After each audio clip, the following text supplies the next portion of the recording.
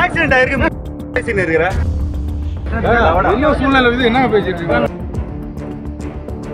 சென்னையில இருந்து சேலம் போற வழியில நடிகர் ஜீவாக்கு ஏற்பட்ட விபத்து இப்போ பேரதிர்ச்சியை ஏற்படுத்தி இருக்கு. ஜீவா அவருடைய மனைவி சுப்ரியா கூட கார்ல போயிட்டு இருக்கும்போது பைக் ஒண்ணு குறுக்க வந்திருக்கு. அப்போ பைக்கை மோதாம இருக்க காரை திருப்பி இருக்காங்க. அப்போ சாலையில உள்ள தடுப்பு சுவர் மேல கார் மோதி இந்த விபத்து ஏற்பட்டிருக்கு. இந்த விபத்துல இருந்து அதிர்ஷ்டவசமா ஜீவா மற்றும் அவருடைய மனைவி சுப்ரியாவும் எந்த காயமும் இல்லாம உயிர் தப்பி இருக்காங்க. விபத்துக்குள்ளான ஜீவாவோட காரோட முன்பகுதி மட்டும் ரொம்பவே டேமேஜ் ஆயிருக்கு.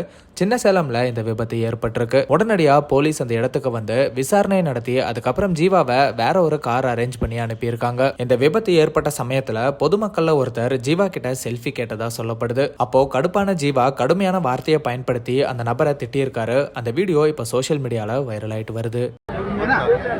ஆக்சிடென்ட் ஆயிருக்கு பேசின்னு இருக்கிற சூழ்நிலை இது என்ன பேசிட்டு இருக்கீங்க?